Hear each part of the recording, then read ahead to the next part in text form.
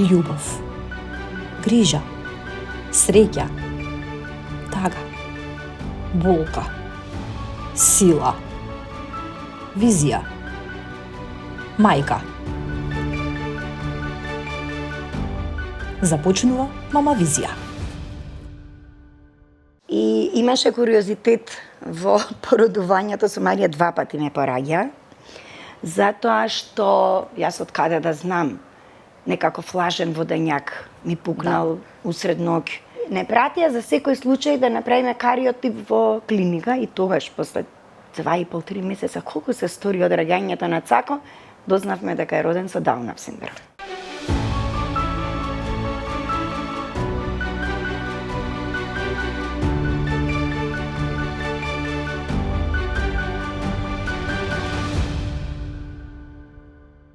Секоја мајчинска приказна е уникатна сама по себе.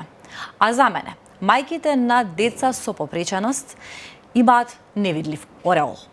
Нашата денешна хероина е мајка на 3 деца. Едно од тие 3 деца е познатиот Цако. Момчето кое што има Даунов синдром и момчето кое што ни сиве овие години, на сите убаво ни покажа дека и тие треба да бидат и можат да бидат меѓу нас. Тој покажа и сруши стереотипи од различни области. Покажа дека тие можат да бидат меѓу нас во училишните клупи, заедно со нас, и секако тие треба и одлично е да бидат меѓу нас на работните места. Огромно задоволство ми е што ве имаме во Мама Визија. Жане Матовска, добре ни дојдовте. Задоволство е да ве запознам лично. Добро ве најдов. Задоволството му е уште поголемо со оглед да кога работам со млади луѓе, јас се чувствувам младо.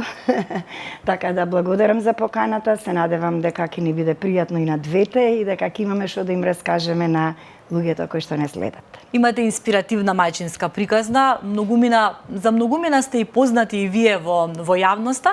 Убаво е да раскажеме се што сте поменувале како мајка, каков бил вашиот мајчински пат. Но ајде за почеток, за вашата љубовна приказна, многу би сакала да го слушнеме тоа, затоа што некаде прочитав дека имате многу интересен начин на запознавање со вашиот сопруг.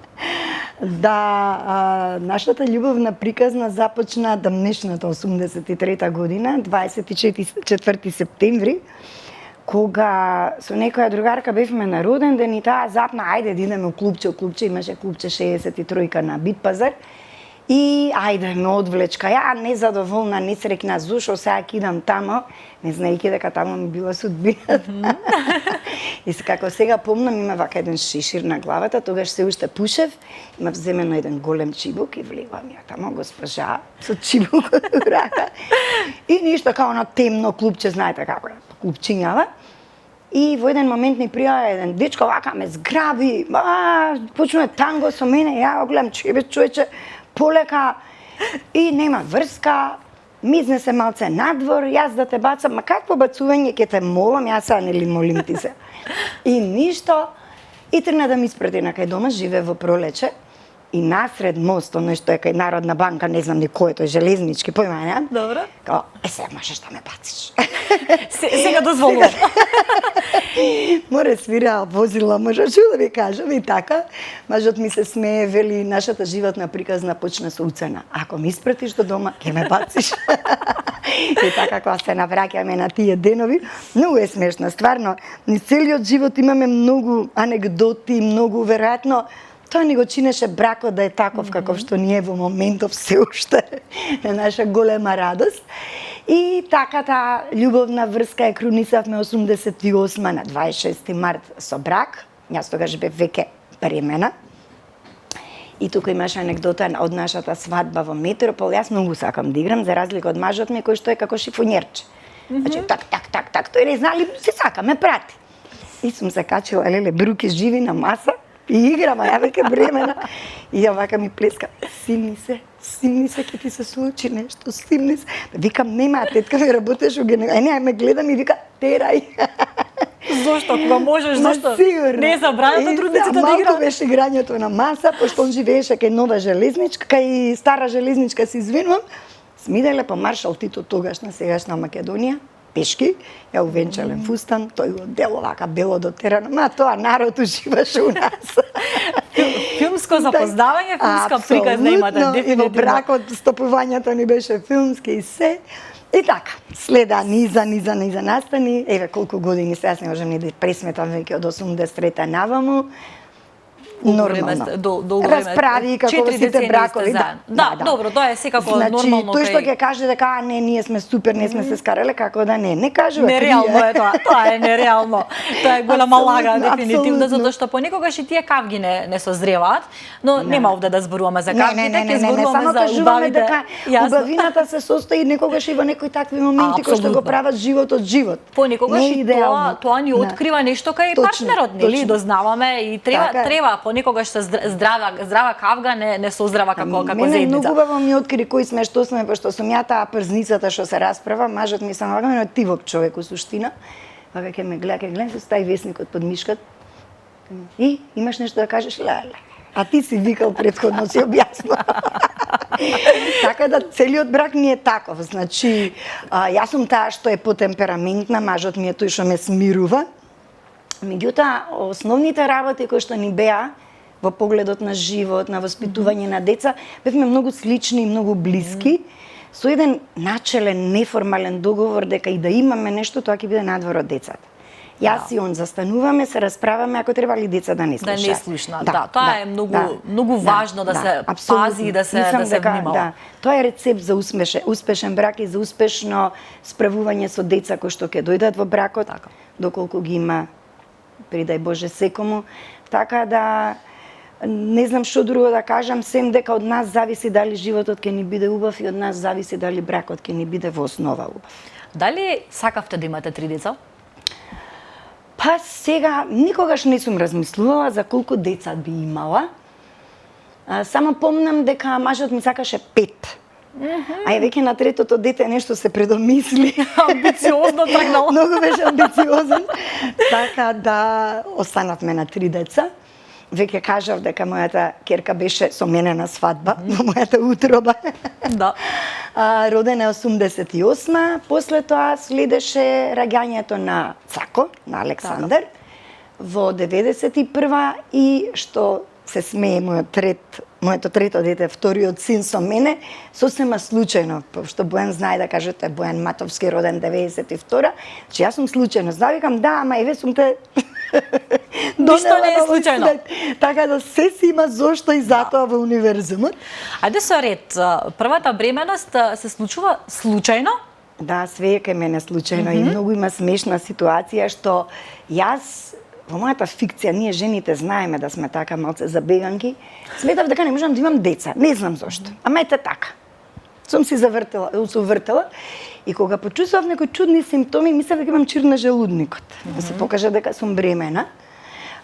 Се запосли во Основен суд Скопје 2 и кога забременив со Цако веќе тамо работев, за да се вратам од породилно веќе трудно е на третото дете. Исто 2 чира после тоа, значи 3 чира вкупно во животот. Постојано мислите дека имате некаков здравствен проблем, а всушност да, уствари беше она убавото.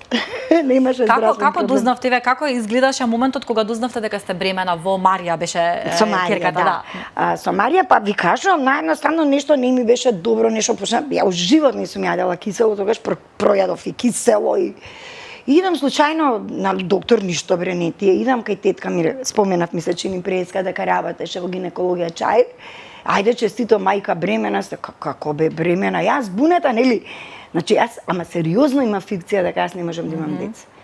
И кога на мене, прво се морав да ја соџвакам информацијата дека сум бремена, па ја не знам, рипав од радост после тоа. Але, значи, сето она што сум се плашела, што сум се... Не знам што све замислов. Значи, знаете, младост, лудост. И така и уживав во бременоста. На која возраст останувате? 26 години. Да, не бев баш така младичка. И имаше куриозитет во породувањето, со Марија 2 пати ме пораѓа. Затоа што јас од каде да знам, некако флажен водењак ми пукнал усред ноќ. Бев кај свекрва ми таа вечер со мажот ми, веќе си живеевме и заедно, нели, сите тие работи, после се одвоивме.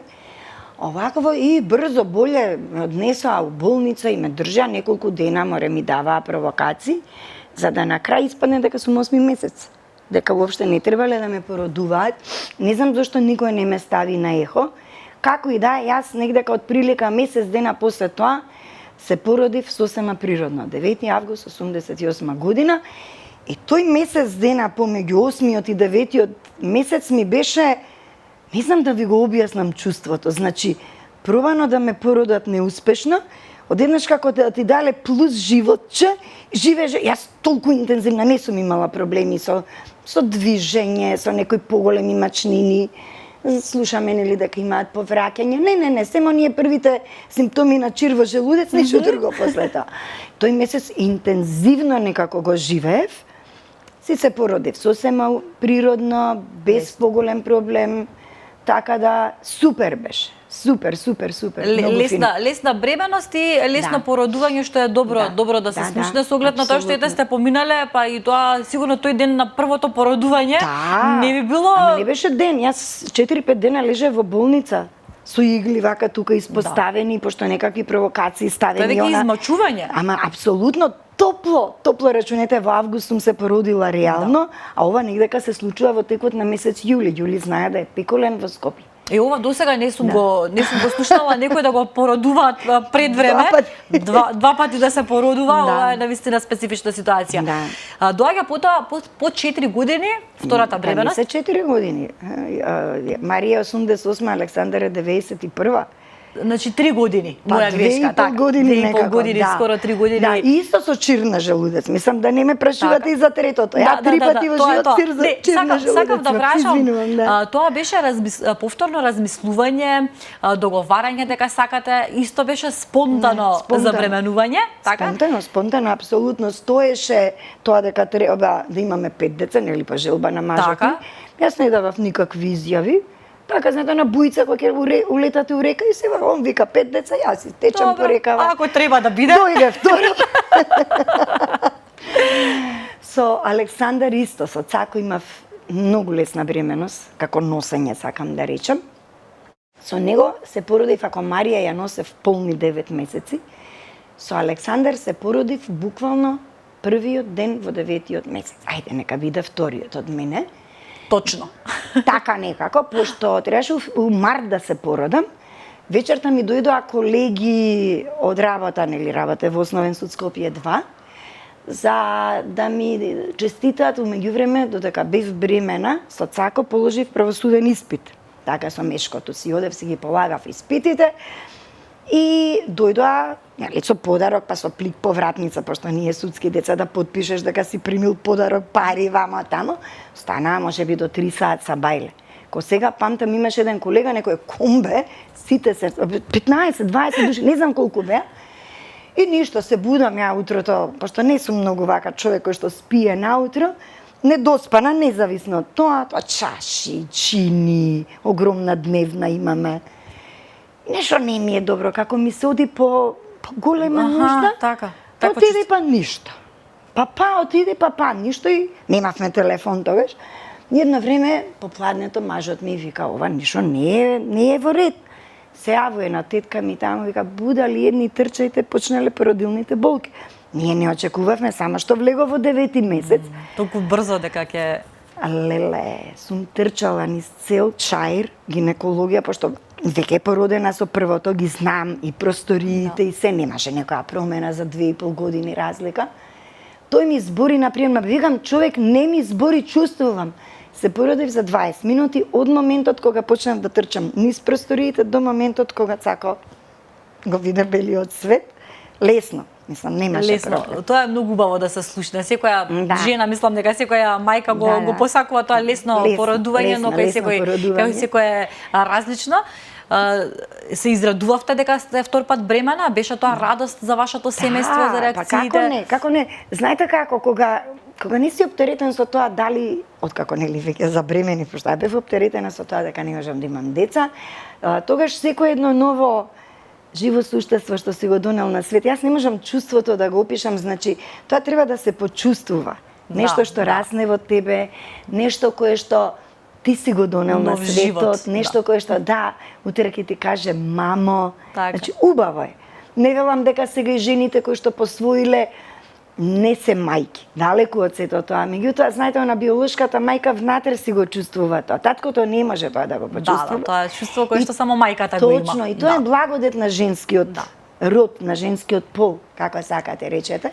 Така да бев многу среќна со тоа што, нели, ако со Марија ме пораѓаа 2 пати, со Цако имав друга Голгота. Голготата со Цако беше што ми забораиле газа. И среќа моја на 4-тиот ден, пошто со Цако мораше подолго да се остане во болница, ќе ви појаснам зошто. Одеднашка нешто падна од мене, јас многу се исплашив, многу извикавме доктор. Се покажа дека, нели, при породување некогаш малку знаат да направат подсекување. Јас многу малку ми го направија тоа, малку имаше и пукнатинка и мора некако да ги испостошија тие делови. Ми забореле газа. Значи огромна вака, можеби вака толкаво беше. Буквално јас не го чувствував тоа. Значи немаше никаков нешто да ме боли, нешто. Наједноставно само одеднашка нешто направи клап. И после тоа ми кажа дека моја среќина тоа можело и сепса да предизвика. Да, само што сакав да кажам, тоа е многу сериозен проблем. Апсолутно сериозен. Во операции се има случувано кај луѓе, тоа е Точно, меѓутоа, знаете како? Сега мене ми вика зашто не ја тужиш болницата. Ајде бе, мислам, моето животно мото е дека треба малку позитивно да гледаш на нештата и тој некој не сакајќи го направил тоа. Јас нема што да добијам многу, веќе нели се средила работава, природно отпаднала газата. Сега да се влечам по судови, не, ајде. Знаете, Жена, да биде интересно размислување за еден правник. Па да, ама јас сум правник по диплома, а по вокација сум социјален работник. Па затоа тука го разбирате делот на тој дека можеби не намерно го направил тоа. Секогаш треба да го разбереме човек и среќа што завршило добро. Тоа е најважно. Па тоа ми беше поентата. Завршили добро, остави го лошото позади себе, гледај добрата страна на животот, гледај светлата страна на животот. Ете, си добил второ детенце, тогаш ми го тргна тоа што ви реков дека ќе ви напоменам. Упорно доаѓа и ме прашуваат која крвна група сум. Јас упорно кажувам А1 позитив. Ама нели сте нулта негатив? Не сум нулта негатив. Па нели сте ама која? Ама те бре луѓе. И као нешто дете во продолжена жултица, 15-20 дена останав во болница со Цако. Продолжена жултица, зошто, како? Па нешто не знаеме, така се. Титка ми викам, титове, ајде седи мирна, да се доста само прашуваш нешто, треба да седиш тука, седи тука, кјути, така титка ми беше една крупна жена, плава, бела, убава како вас, ама крупна. И кој ти рече кјути, има да кјутиш и нема зборење. Ме отпуштија со дисморфија. Откако му правеа фототерапија, како се вика тоа, инкубатор ставен заради продолжената жултица. И не пратија за секој случај да направиме кариотип во клиника и тогаш, после 2,5-3 месеца, колку се стори од раѓањето на Цако, дознавме дека е роден со Даунов синдром. Да, тоа ми беше следното прашање. Значи, тоа е моментот кога дознавате и каква беше тогаш вашата реакција кога го слушнавте тоа? Кога отидов да направам кариотип,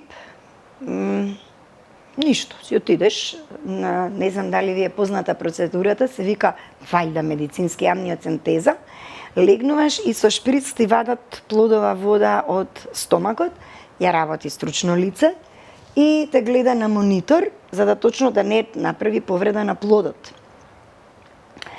И на оваква, се извинувам, грешка сум, тоа беше за Добро, имаш 3 деца, тешко тоа се заборава се мешаат работи. Тоа беше за третиот за случајно, се извинувам, тоа ќе ви го објаснам подоцна. Кога ме испратија да го направам кариотипот, отидов сама да го земам резултатот.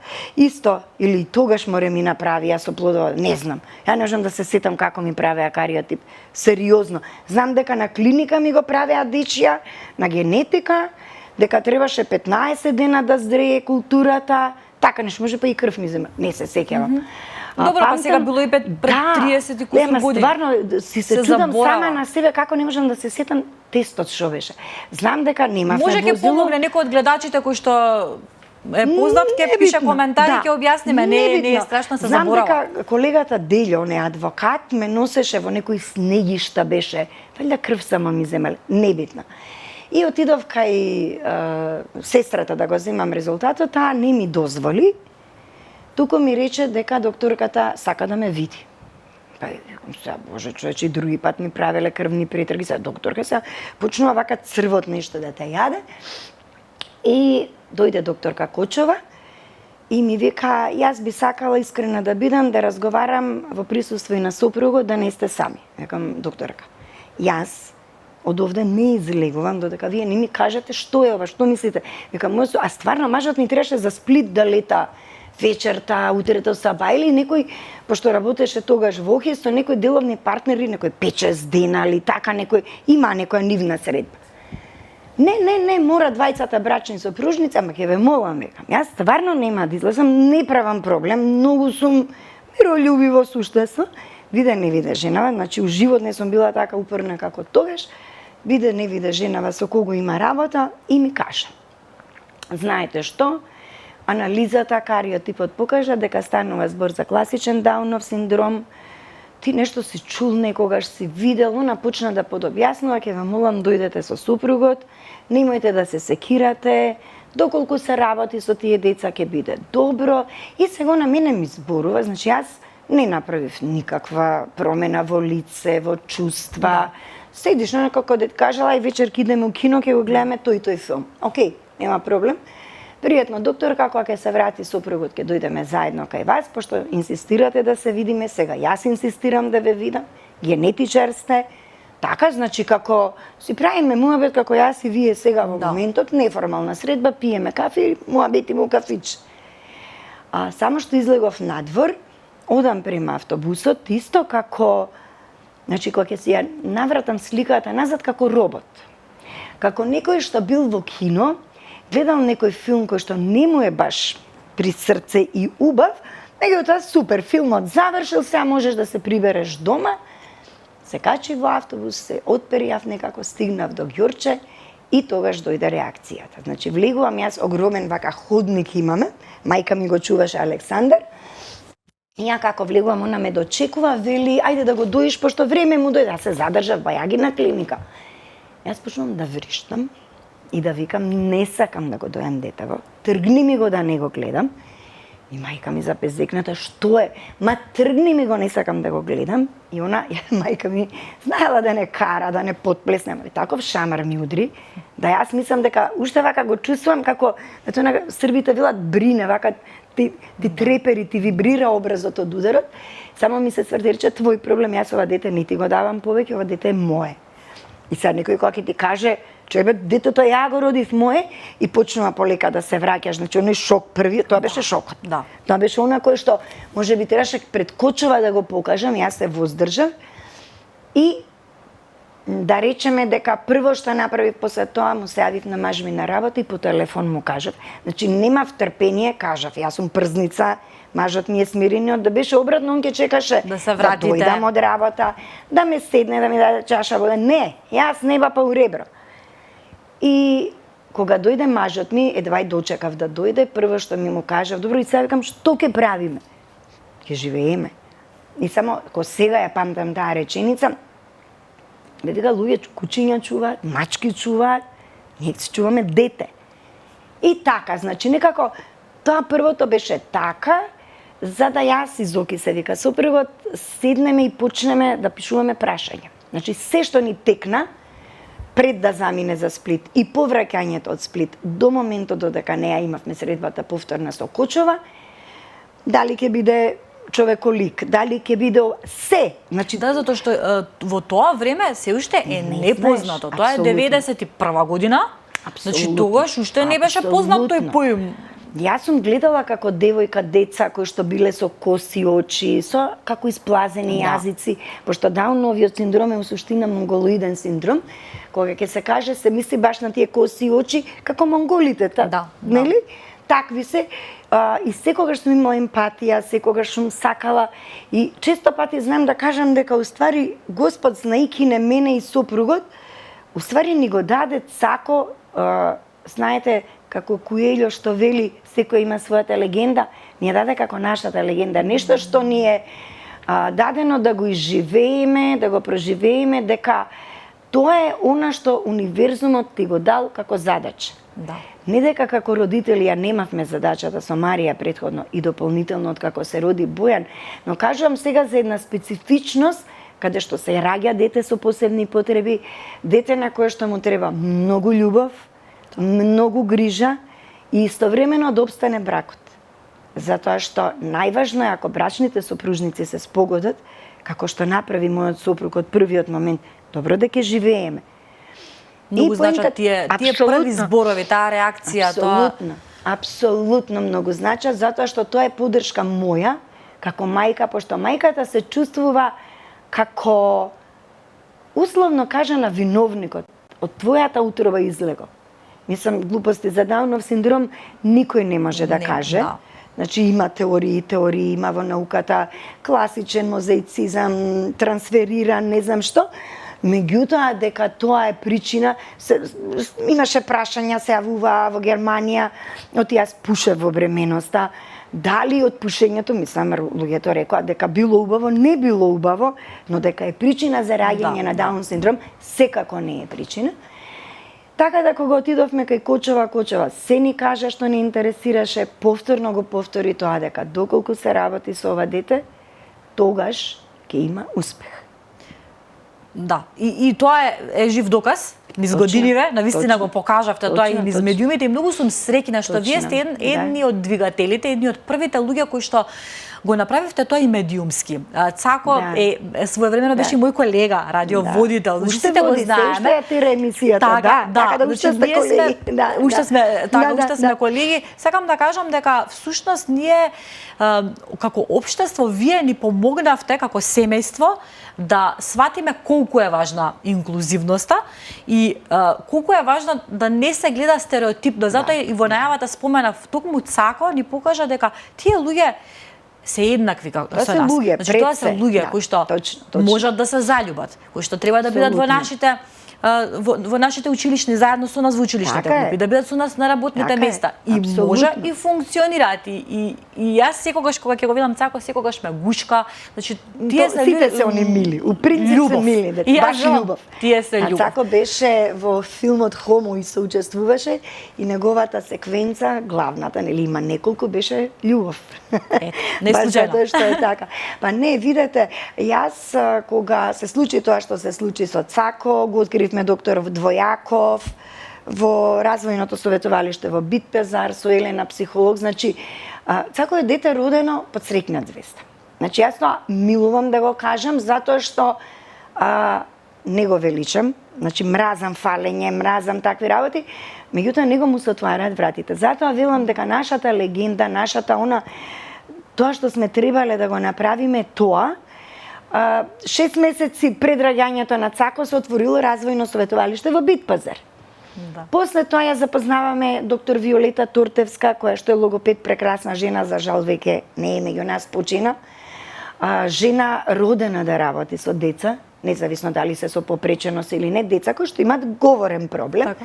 И така ни за други работи. Средно, претходно основно училиште со прекрасна, што да ви кажам, тим во Димо Хаџидимов во Влае. Средното беше пошкакливо, се запиша, јас работам на педагошки факултет, да проба кај мене, 9 години студираше сам, значи независно што сум тамо вработена, не мрднав со прст и така натака и така натака. Од првиот момент со сопругот рековме, не се криеме, не се срамиме, зошто? Од што да се срамам? Од дете? Така да, моето прво гостување беше за Сител телевизија, а тогаш Цако колку имаше, дали имаше? Немаше 2 години. Значи прв пат, јас бев слаба, ваква, сега кога ќе ги навратам имам слики од тогаш, со црна коса, али полна да пренесам на луѓето. Да. Затоа што само така ќе го скршиме мразото на што рековте вие за Цако и за нас како семејство. Апсолутно, да, значи и мораме да се поддржуваме меѓусебно сите, човек со човек, да се без разлика од каде сме и што сме. Така. Како бевте прифатени од блиските? Каква поддршка имавте од семејството но и од пријателите. Какви погледи добивавте? Збориме во однос на Цако, Да, така? да, во однос на тој период од вашиот живот. Значи, голема поддршка и од родителите на сопругот и од моите родители, секој на свој начин, така како што се чувствувал подготвен, како што знаел и умел. Марија беше керката, првото девојченце, нели? Веќе 2,5 години имаше период на љубомора, затоа што се посветуваш на ново дете, до тогаш она беше царица, прво дете во сите семејства околу нас. Роднините, пријателите, леле, не сакам да ме разберете погрешно, стварно имаме позитивна приказна. Значи, не можам да одвојам човек кој што не погледнал лошо, кој што, кога дознал, ми се случуваше другарки мои да плачат. Ма викам, зошто плачете? Ама, ја нема дете. Абе, луѓе, викам, дур не ви кажав, ми фалеше нешто, мене, на Марија, на Цако, на Зоки, ама не знаеш. Викам, терајте, бидете ми другарки и другари и понатаму. Значи, немаше, ја не можам да одвојам, да кажам тој и тој, по име и презиме или дека не одбил, зборувам за семејството, за пријателите, за се. Околината знаеше да реагира, не може би со некоја лоша намера или... знаете, различноста привлекува. Јасно. И сега кога ќе се... ние сегде одевме со Цако. Кино, театар, кафана, настан, роден ден, забава, сегде, буквално сегде. И сега луѓе кои што сами кажавте, 91 година е многу не се знае, не е популаризиран проблемот, знаеле да не загледаат. Љубовитноста е тука, Да. може би и несвесно, нели? Ама токму тоа сакам да кажам, баш несвесно. Видете вака, ние сме бели по раса. Ако помине човек од црната раса, не сакајки ти го привлекува вниманието, не дека ти имаш нешто против тој што е со црна боја на кожата, туку е невообичаено. Да. Не, вчера бев со внучето од најмалиот син во Козлево паркот, го шетат, имаше една жена стварно од црнкиња, Да. со две мали, веќе се тоа мулатчиња, нели? Несвесно те привлекува, зашто се е било подеднаш црна жена. Да, специфично. Апсолутно, мислам, алгоритмот ни е таков да ако има многу бели цвеќиња и видиш розово, розовото ќе те привлече. Инстинктот ти реагира, се согласувам комплетно. Така да имаше и такви реакции, дека имало нешто лошо, да го одбијат. Не, еднаш се случи некој таксиста да не го прими, као да не примам, јама може би па човекот стварно не примал деца, додека беше он во основно училиште, може не било за даунот. Може тоа нашата фикција дека вие многу ми се допаѓа дека низ животот постојано се обидувате да ги оправдате, да ги разберете другите. Тоа е вашата звезда која што најверојатно и ве изградила вака како убаво и среќно семејство, затоа што е многу убаво да ја сватиш добрата страна на другиот, а не да го осудиш другиот. Ма најлесно е да се осуди. И сега еве да го критизираме таксистот зошто така, па да збориме, да кудиме, да го караме. Не сум да бев на лице место, може би и ки имав собствена теорија од типот на како бе не ти е срам детево со даун, нели? Да бев на лице место, немаше да има таква реакција. Не верувам дека така сега вака запознавајќи да рече не те примам, јас ке бев тука. Да, верувам дека не би изреагирал. Со што се соочувавте како мајка? Дали поинаку за разлика од Марија, требаше да се грижите за Цако? Не. Дали има разлика во растењето? Не, разлика нема, видете, Марија е Марија, керка, Цако е Цако, син. Тоа се две деца на релативно блиска возраст, 2,5 години, во тој период не е разлика. И ти го растеш детето така како што си ја растел Марија. Сега, кога ќе се роди прво дете, тоа е златното дете, се дава со лажичка, до година дена се пеглат пелени, тогаш немаше памперс, имаше многу беа скапи. Кај Цако веќе почнеш, па добра, не мора баш златна, може и сребрена. За да на крај кога се роди Бојан му викав, ајде зај земи ти пано, земи ти за да... Третото да е живо и здраво. Те гледа за нога, мамо, те сакам. Меѓутоа нема разлика. Може би единствено тоа што тогаш кажав дека бевме во развојно советувалиште кај доктор Двојаков и психологот Елена, они ни даваа вежби на УНИЦЕФ. Така? Ни даваа насоки како да работиме со детето, пошто сепак е специфичност. И правевме на почетокот вежбички со ноџињата, со рачињата, пуштавме сијалички, аудиовизуелни ефекти, да има стимулации, многу пеење, многу зборување, гласна музика. За Марија да не се чувствува запоставено, него си го доев Марија. Да, Марија си седеше тука, ми ги листаше страниците на сликовниците што ги читавме и бевме тројче, така. Супер ни беше. И фактички нема разлика. Не знам, можеби кај другите. Да, јас зборувам за себе лично. Значи, во ова мое гостување кажувам она што јас сум го поминала, можда има подобри искуства, можда има полоши, не знам. Значи, кај мене немаше разлика. И основно што на почетокот што кажав за со сопругот и нашите договори што беше зацртано нема лигавање затоа што е со Даун синдром. Значи нема, точка. Да, роден си со Даун синдром, можеби ти треба малку повеќе внимание од аспектна, нели, вежби, стимулации, малку повеќе браво нешто направи во однос на Марија и дополнително на Бојан. Но ти мене, кога порасна да пробаш да ми се вадиш на тоа дека си Даун синдром, не. Значи, веќе беа големи, му викам на Цако, дај молим те среди ги садовиве, земи од тука, однеси ги тамо зами, ако можеш. Немаш, јас сум Даун. Значи, срце ти се кине, плачеш, јао, зимаш марамици.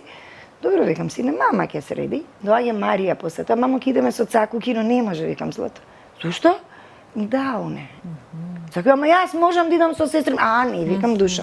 Да, уните си седат дома, пошто не може да работат. Не може 6 на потегов. Ама не може, апсолутно не може. Ако си Даун, супер. Ако јас сум секретар на факултет, имам плата за тоа. Ако си ти хигиеничарка, имаш плата за тоа. Не ми дава за право да те маловажам по тој основ. Ако си Даун, не ти дава за право да ме манипулираш. Сега ми е јасно зошто Цако израсна во ваква личност. Кажувајќи ги сите овие. Да, секоја чест на... Тоа го кажам за било кој родител, на типично, на атипично дете. Марија се обиде и родниниве околу, пошто прво дете, ние исто не дозволивме. Ако си прво дете, има некои работи да се знаат. Не да си строг, не да тепаш, не да викаш, не да... Макар да и сум викала за прав на вистина, така ќе ми дојде вака до тука. Добро, сега тоа. Си го навратам филмот. Разбирливо е. Да.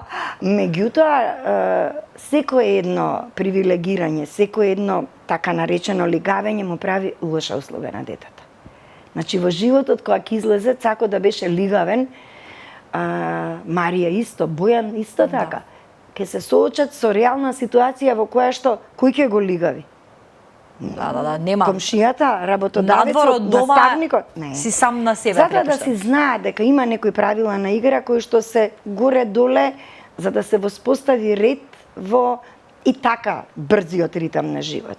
Многу ме интересира, еве, вашето лично искуство што вели, дали низ годините, споменавте дека сте имале среќа во основното училиште, дека бил одлично прифатен и од учителката и од учениците и се тоа било како што треба да наликува една нормална средина, но низ годините се соочувавте, предпоставувам, со предизвици во тој поглед, со прифаќањето на Цако, со негови непријатни ситуации. Дали гледате некаков развој од општеството, од нас, од другата страна? Гледате ли некаков развој? Треба ли уште нешто да се менува? Каде треба да коригираме? Значи, среќата на Цако со основното училиште се состои во тоа што тогаш веќе беше внесен еден проект за инклузија и имаше 5 пилот училишта во Скопје, валјда, Македонија, не знам. Едно од нив беше Димо Хаџидимов и директорката Нора беше многу подкована и спремна, опреми своји тимови и сите тие работи, а сосема случајно испадна да ги запознам. Затоа велам, случајностите, односно среќата на Цако му отвора вратата. Ние таа година бевме во Црвен крст, во Струга, на летување, бидејќи немавме пари, тамо ми дадоа на рати, пошто јас почнав хуманитарно здруженијава, и ќе се носам секој месец парички, и тамо, со покоен Стојче беше одговорен, се запознав со него и неговата сопруга Сузе. Он има детенце со посебни потреби, кој веќе учеше во Димо Хаџидимов. Јас баш и кажав на Сузе дека веќе сум поднела документи за запишување во Златен Сремац, и она ми рече зошто, кога еве веќе има некој пилот проект, има инклузија, стартуваше веќе тој период, и така испадна Сузе да ми каже, јас од каде да знам за тоа училиште. Така Цако се запиша, така тимот го прифати, значи они одеа на обуки и сите тие работи. Децата се најблагородните суштества. Значи они кога се мали не прават разлика. Да. Може да се насмеат за било што, но се уште го немаат она дека е толку многу различен од нив, баш кога Цако цело време одеше во гранични вредности. Значи, кога одевме на Битпазар во развојното советувалиште, прават испитување, имаат они нивни, како шаблони некој, Цако по параметрите цело време беше граничен случај. Значи, не беше ниту долу, секако не бил типичен. Децата одлично го прифатија под водство на Кате, учителката. После тоа Маре, класната, значи сите родендени беше покануван, да. они му доаѓа. Браво. Заедно беа прво оделение, ко сега памтам, другарките ми кажат, со кој памет го прати Цако на земјување? Викам, со мојот, фала му на Бога, уште ме служи. Со училиштето? Да, со училиштето го Берово. правевте тоа? Да. Го пуштивме и Бојан за секој случај. Бојан зашто нормално веќе е роден. Ке напоменеме после и третата. И до Бојан, да. Овакво. И сегдека на полуматура, на го оставив да си остане, пошто после полуматура ида тамо негде ку паркче се собира. Значи, буквално сегдека. Ако има некоја представа нешто, да си оди со нив. Значи, да. Супер прифат. Средното беше разлика. Затоа што основните училишта веќе беа инволвирани во инклузијата, за разлика од средното, и јас тука замерувам на општеството под наводници. Не можеш ти да воведеш инклузија во основна, а средното да го оставиш, затоа што го направија веќе задолжително средно. Мора да се внимава на тоа во правец на вашето прашање. Кога веќе почнуваш да правиш, опфати го целиот циклус. Јас работам на факултет и сега нас ни се наметнува или ни се сугерира инклузивни предмети, внесување на толку колку што може, каде што може, а од друга страна стоиме на средина со средно училиште. Се запиша во Ѓорчево Кочево, текстилното, период кога ги фаќа пубертет. Да. Значи имате деца во пубертет, деца, пошто текстилното училиште за жал се сепак деца од по маргинализирани групи, социјално не толку нели инволвирани во општеството, родители кои што кубурат со пари и така натака. И наставен кадар кој што поима нема, затоа што луѓето не се виновни, пак ќе речем. Немаат едукација. Нема. Зошто би била јас виновна за нешто за што вие не ме едуцирате, а не го знам, нити сте ми рекле дека треба да го знам. Јас секогаш велам, мојата грешка јас не можам да си ја препознам, треба некој што ја знае да ми ја во очи. Апсолутно.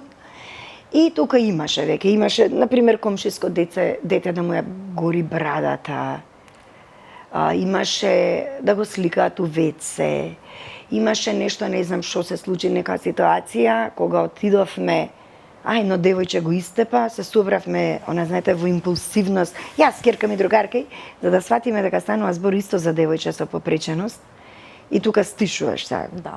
Не можеш, наједноставно, таткото се расплаче, знаете, се беше во ред.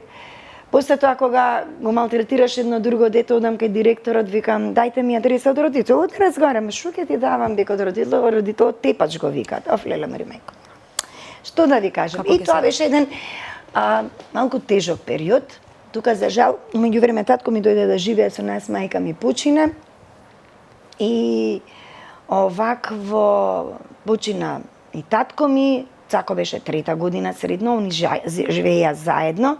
Ние имаме куќа каде што еден сутеренски оддел, го прибравме татко ми, да не е сам, да не морам да трчам јас натаму наваму, и Цако си се усели кај него. И кога почина тато, многу некако се повлече во себе и во сите тие работи, а требаше да истуркаме цела четврта. Се обидовме да добиеме у Симпо да ми пишат дека има лесна ментална ретардација, бидејќи го водат како граничен случај. Да. А како граничен случај не може да се запише во Светина Охридски, средното специјално, да го наречем училиште. И тука имавме малце голгота, караница со Завод за ментално здравје, мене ме правеа мајка која што сака да го етикетира детето. Јас им велам, луѓе, не ќам да го етикетирам, сакам да му најдам место под сонцето. Тешко му оди, веќе не оди. Не, и фала им на Бога. Мислам, сега од оваа перспектива сум им благодарна.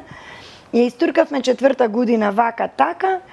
за да на крај јас речам чиме така, чиме граничен случај, разговарав со тогашниот мој декан, викам дека не ваква и ваква работа да се обидеме со Цако, пошто не можам во заштитна работилница. Не е граничен, не е ментално ретардиран, нема лесна ментална некој да го прими за да ги земе бенефициите на општеството. Да. Ќе биде ни жена, ни риба, сирена. Да. И деканот вика, ја пробаме шо. И пробавме.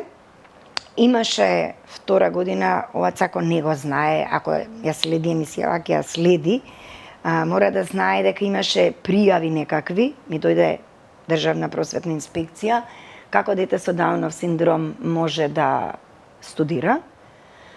Претходно Цако беше гостин на една емисија на Живкица, мислам дека се вика новинарката Тунел. Во пријавата пишуваше како тој ретардираниот кој што не знае да зборува студира. Тие зборови. Ќе ви го донесам, го имам, го чувам. Јас знам да сум злочеста. И така го добив со врски. И не е битно сето тоа. Како и да е, имаше некои луѓе, значи, после толку години. Значи, пазете, нас ни требаше период, колку и да сме биле, нели, спремни сите тие работи да се стабилизираме и почнуваш да живееш во еден поинаков тек на животот. Откриваш некои работи, така ми се случи да откриам околу некои прашања дека Цако само викал дека ги знае, па не ги знаел, па се пренасочивме тука. Да сега откривам дека има луѓе кои што ти мислат зло. Луѓе кои што, не знам кој, од колегите, дали од администрација, дали од професори, ниту ме интересира. Знаете, како нека биде негово. Нека универзумот, Бог, што и да е тоа што е над сите нас, си го цени по своји проценки, по своите системи на анализа. Јас не обвинувам никого, само констатирам дека има такви. Да. Сето тоа се заврши на начин што Цако си продолжи да си студира. Супер, ви велам, стварно не сум одела по професори, пошто тоа е противно на моето. Како му одеше учењето и во основно и во средно? Супер му одеше, онолку колку што може. Јас секогаш велам, значи, ако некој очекува, кога ќе кажеме дека Цако успеал во животот, дека е на исто рамниште со Марија и со Бојан, или деца со типичен развој, тоа е лага. Значи, Цако е супер во рамките на својот синдром. Значи, има работи кои што не може да ги достигне, можеби како Марија и Бојан, или можеби сум јас, што многу пати се покажувало дека така, престрога во однос на погледите мои кон Цако. Значи, можеби некои баш такви строги погледни кон него, сакајки да не го кренам високо, да не тресне долу, можеби е мојата грешка, затоа што се случи, не знам од кој, исто некој пак нешто имаше, некоја новинарка беше кај мене во канцеларија, кај деканот, Цако веќе студираше, и мене ме викнаа кај деканот, останаа Цако и новинарката Кристина Озимец, мислам дека беше во прашање. И јас се враќам, Кика си отиде, чао, заврши ја претходно со мене, нели? И Цако ми вика, јас ке водам емисија. Супер, викам, само за емисија си ти.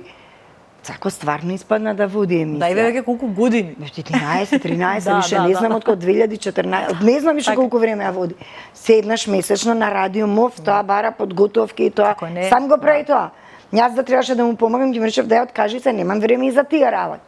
Сакам да речам, можеби кога ќе ја кажам реченицата Цако не е како Бојан и Марија, е ноторна лага или ноторна моја желба да го заштитам од неуспех, не знам.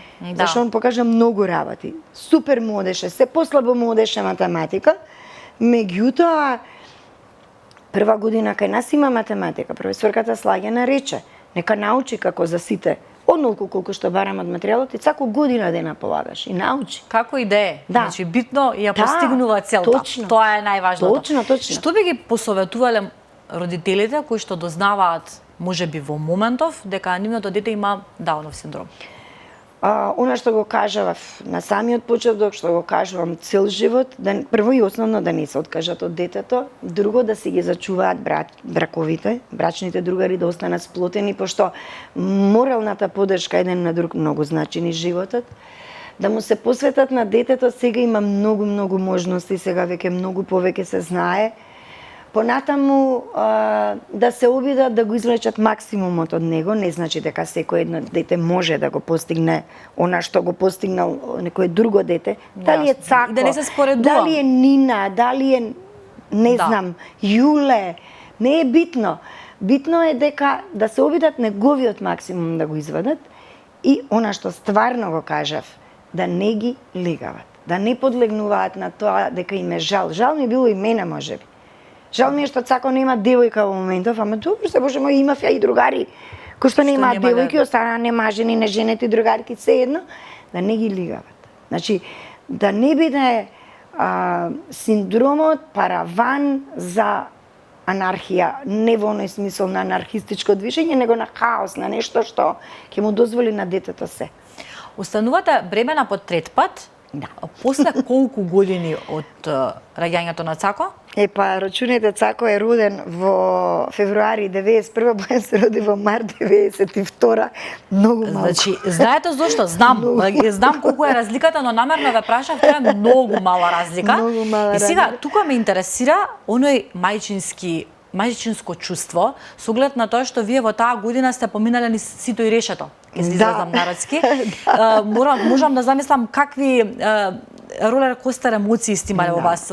Предпоставувам дека периодот кога било моментот на прифаќањето на Цако, прифаќањето на реалноста, па потоа соживувањето и адаптирањето на сето тоа, и сега дознавате дека повторно сте бремена.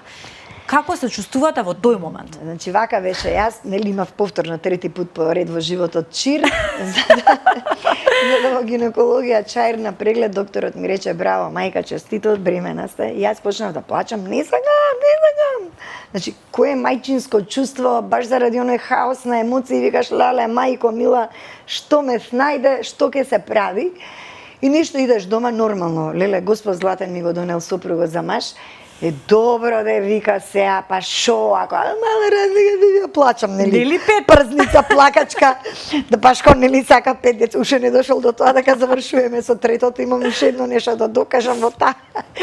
И вели, добро да е, добро, ајде, мајка ми исто, и легнуваш полека на брашно. И тоа е најубавата одлука што сум ја донела, да не одам по абортус и такви работи, да се роди Бојан, да си го имаме третото дете. Прво, знаете како чувството дека се раѓа здрав прав плод, останува она дека ти си се една мала доза на вина, леле, роди в таун, па после ти доаѓа мислата, еве, природата ја исправи својата грешка, се роди дете со типичен развој, поште машко згора на се.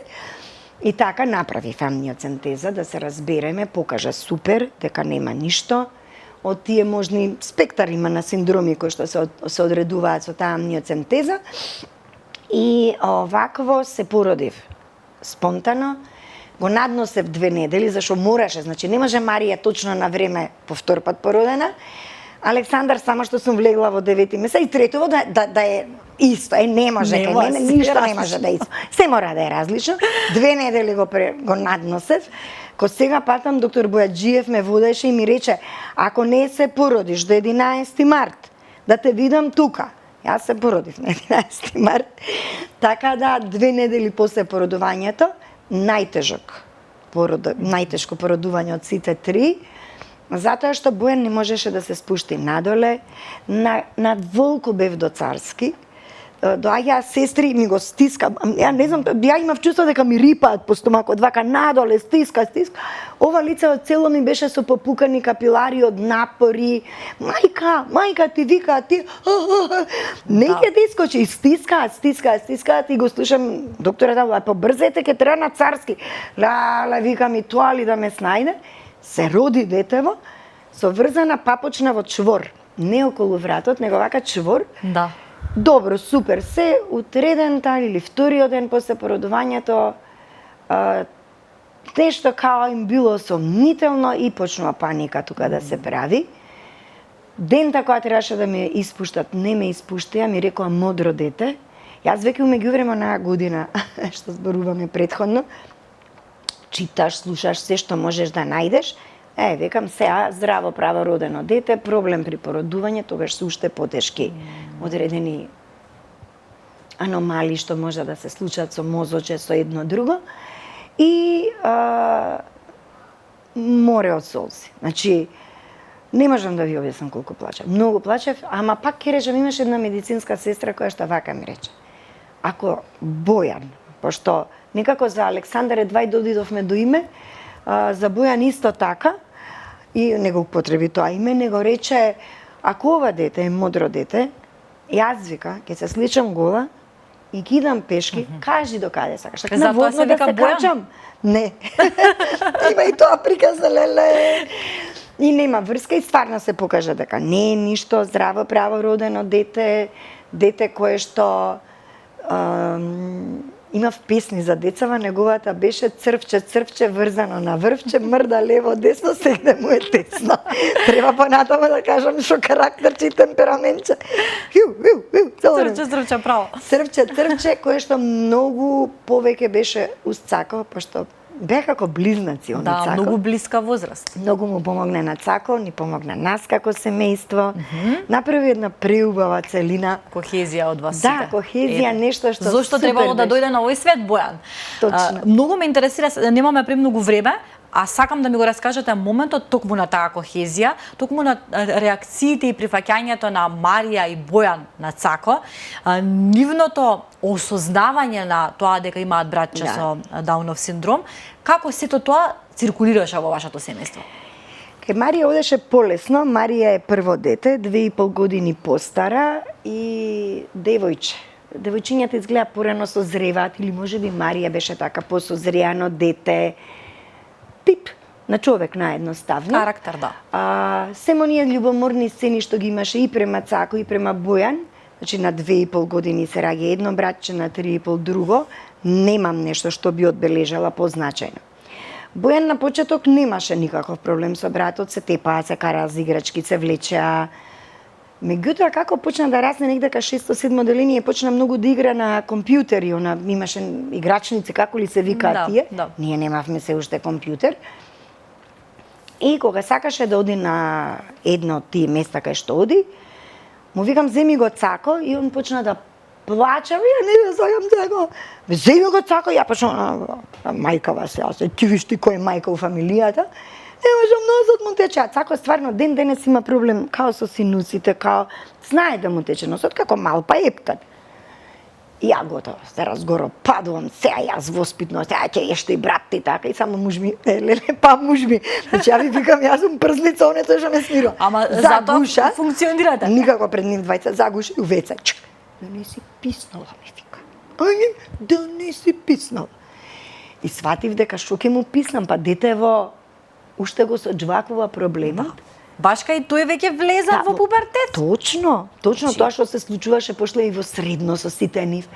Така да, такви сцени имаше, меѓутоа Бојан исто после го прифати. Имало размирице, да, ќе се испотепат која песна у кола да се слуша, мако, јас ќе се раздерам тогаш, Цако ќе плаче, Бојан и Марија ќе се смеат, они се караат. Нема везе. Ама супер прифатен. И многу ми е мерак затоа што знам дека утре ние како родители по вакација на нештата треба први да починеме. Ќе останат Марија, ќе остане Бојан како брат и сестра, кој што иако е Цако самостоен, значи Цако има каде да живее, Цако е веќе вработен, во редомен работен однос во град Скопје, значи финансиски е самостоен, меѓутоа ако и нешто му притреба, тука му се. Брат, И сестра му со сопругот и внучињата, и брат му со жена му, со сега за сега едно внуче, така да супер, стварно, мислам, леле Боже златен, благодарам или универзуму, функционираме одлично. Имаше реакција кај Ангел, поголемиот, на кирка ми, малку да се чуди, малку да се зачудува, пошто не вообичаено она што го зборуваме, меѓутоа и тоа се надминува, нели? Имаше анегдота од минатиот октомври, имавме пропатување во Војводина, јас, Марија, двете незини деца, мои внучиња и Цако. Имаме роднини во Јагодина. И Александар Матовски се вика момчето. И Ангел, кога пишуваме, направивме една тетрадка во која што го пишувавме патувањето низ Војводина, и он ми чита, ми раскажува, јас пишувам и вика, и ние се сретнавме со чичко Александар Матовски. Тој му е братучет на дедо ми и се вика како Цако, ама нема Даун. Да, ете еден опис. Да, тоа е. Али прифатени од тука што ми е многу драго. Ба како не, Да. значи сигурно тие такви вас реакции и ве засмеваат, Да, но да. и ви прават топлина на душата Да. затоа што многу е важно Точно. да бидеме меѓусебно Точно. и типичните луѓе кога еден Точно. човек е прифатен во една Точно, средина се точно. чувствува, Како можам не? да замислам, Како можам не? да замислам Како Цако. не? Сакам да Еве. зборнеме малку и за тоа што научивте вие од Цако како мајка. Цако е, не знам, енциклопедија, книга сам за себе. Од него научив прво и основно да ги прифаќам луѓето, затоа што Цако е човек кој што во сите луѓе гледа добрина, во сите луѓе гледа убавина. Цако е човек кој што е подготвен секому да помогне, толку колку што во моментот може или му дозволуваат неговите можности. Човек кој што сака да се дружи. Благодарение на Цако пропатував многу земји во светот, затоа што он е член на Dancers United, танцовото знам. студио. Каде све не отпатувавме. Па на тој начин и танцот го засакуваш, кога гледаш дека Сара и Нермин Кочан им пружиле шанса, они имаат инклузивна Да, ги група. поздравиме и нив. Ке ги поздравам со Секоја задоволство. чест и за Сега нив. одиме на 25 јуни во Атина на светското првенство и учиш само како е да опстанеш во па можеби дури сурови услови. Да. Како е од ништо да направиш нешто и дека кога се сака и кога се вложува труд, очигледно дека ако не се, ама барем многу се може. Да. Цако е пример токму за сето. Мотивација. А ние учиме од него, сите ние. И драго ми е што не најавивте како семејство што го пробива мразот, тие табуа и стереотипи и многу сум среќна кога ќе ми се обратат, а и да не ми се обратат родители, кои што Цако им служи како подстрек и инспирација, затоа што тоа ви е како еден кога сте нервозен па ти препише доктор диазепам па ти станува убаво, Цако нека е диазепам за сите нив, за да знаат дека стварно се може. Може би не се, и јас многу сакам да пеам, па еве, животот е... Не ми Нема дари да бидам Бог. певачка, Јасно, пејачка, да. Да. Меѓутоа, од она што може детето да му го извлечат. Еве Цако нека им биде пример. Да, Цако Да. еден диазепам Да. за Да. општеството. Морам да ве прашам и за вашата мајка, ја споменавте споменавте пред неколку минути Да. во текот на емисијата, сакав да ве прашам колку денес, огледувајќи се себе си како реализиран родител, како реализирана мајка, се отсликувате во неа, каква беше таа, каде сте вие растена, раскажете ни Да. малку на кратко за вашето детство и за вашата мајка. Значи, мајка ми и татко ми беа два диаметрално спротивни лика. Татко ми конзервативен, ако го употребам изразот за останат, така наедноставно покласичен тип. Мајка ми беше светска жена, не многу образувана, завршила дали и гимназија, завршила небитно, жена што многу читаше, жена која што многу гласно говореше, жена која што на мене, имам брат помал од мене, 4 години, ни даде основи кои што јас сум ги применувала понатаму во нашите во нашето воспитување, моето и на Зоки. Применувате тоа што го... Апсолутно. Мајка ми велеше дека она ми е најдобра другарка. Мајка ми дозволуваше се да се праша. Мајка ми дозволуваше да се зборува за табу теми. Мајка ми е 37 годиште родена, за жал почина на само 62 години. Во време кога беа забранети сексуалните теми, мајка ми беше таа што мои другарки доаѓаа кај неца да зборува за контрацепции, да зборува за презервативи, за преносливи болести. Мајка ми знаеше да ни каже, слушајте, ако и решите да имате сексуални односи, ќе ве молам со мајките. Ние сме ви другарки, другата ќе те лае после. Ќе рече, ова имала дечко, па имале сексуални односи. Јас вика како мајка нема да кажам за мојата ќерка така, а ќе ви дадам совет. Се обраќаше на моите другарки, ние тука собрани. Сите доаѓаа кај мојата мајка по совет. Сакаш да почнеш да пушиш, кажи ми, немој да се гребеш, јас ќе ти купувам цигари. Значи, отворена жена. Да, апсолутно. И јас се обидов тој однос да го воспоставам со сите 3 деца, пак ќе речам во соработка со супругот, со Зоки, и мислам дека успеавме со тоа што јас сум така малце безобразница, А они мислеа дека татко им е пострку, ствари после кога пораснаа сватија дека сум ја таа што Дека ги поставила не било баш правилата, така. да, лизни мазни бев. При крајот сме? Така, да. Како би ги опишале Марија, Александар и Бојан? Какви деца се тие и вашата визија за нив, вашата мама визија? Значи, секоја мајка за своите деца вели дека се супер деца, дека се светски деца. Многу сум горда на нив што се сами постигна. Значи, Марија заврши економски факултет, магистрираше, сега е на втор магистериум, психологија. Реализирана како мајка. За како говоревме низ целата емисија, веќе вработен. Бојан заврши електрофакултет, реализиран како татко, има своја приватна фирма, не знам, GPS за кичми, нешто за операции и такви, стартап компанија со добиена дозвола за дистрибуција на производ на американскиот пазар од нивната агенција за храна и лекови. Марија сега во моментов работи во агенција на Обединети нации UNFPA и тоа се три лика кои што сами успеале. Значи јас нити сум помогнала во студирање, нити сум помогнала во вработување. Вратите им се отвориле секој на свој начин, Марија преку волунтаризам, Бојан преку фриленсер беше, така се запозна со Израеле за фирмава. Цако преку тоа што е бренд.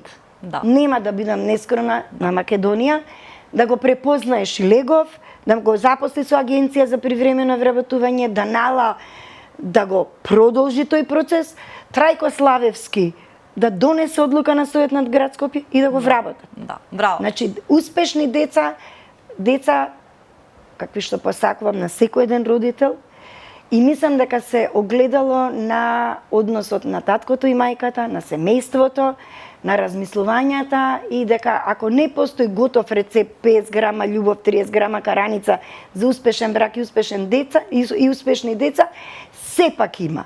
Бидете заедно, сакајте се, почитувајте се и многу разговор во семејството. Да, тоа разговорот е лекот Без лигавење. И без лигавење, тоа е еден убав совет, знаете, Да. некако многу брзо ми помина времето и многу работи сакав да ве прашам и мислам дека Викнете ме, треба пак уште ќе еднаш дојдам. да дојдете затоа што имате што да зборувате, имаме и подароци за вас. Сакам се надам дека ви го погоди Благодарам. поклонот. А што е ова? Ова е бокарт, рачена изработка на накид.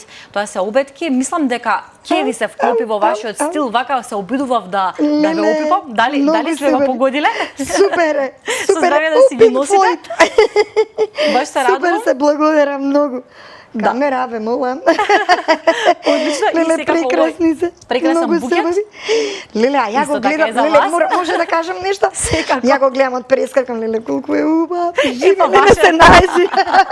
Ви Ваше, благодарам ова е многу. мирисот на мама визија. Фрида, Леле. цвеќарницата Фрида во центарот на градот, во Леле. близина на соборниот храм, место каде што на вистина ќе уживате Ова и се- за себе. Фрида или Фридите Фрида. на Турунџиева или Не, само Фрида, ова е Фрида ова цвеќарница. Знам каде е Да. цвеќарница. Ете, тоа е тоа. Леле, Да, фала, само може исто ли име да ме имаат. гушна? Секако, да, секако. Само да внимавам на Бидете микрофонот. внимателна, да. Благодарам многу. Леле, кој е пријатно изненадување. Благодарам. Мене ми Супер. беше огромна радост што прифативте, огромно Драга ми задоволство е, што да. раскажавте дел, ќе речам Да. сегмент, само сегмент од вашата инспиративна мајчинска Да, приказна. Знам дека бевте гледливи, знам дека уживаа нашите гледачи и се гледаме и во друга Фала, прилика. гледачи. Ви благодарам уште Поздрав, еднаш. секој добро. Драги мои, вам ви се заблагодарувам што останавте до самиот крај, што ја следите Мама Визија. Ви благодарам на огромната поддршка на сите пораки кои што ми ги пишувате приватно. Секако дека продолжуваме да создаваме за вас и да носиме тука убави инспиративни мајчински приказни. Не заборавајте да стиснете дека ви се допаѓа, доколку ви се допадна ова видео и да пишете некој убав коментар. Секој е добро.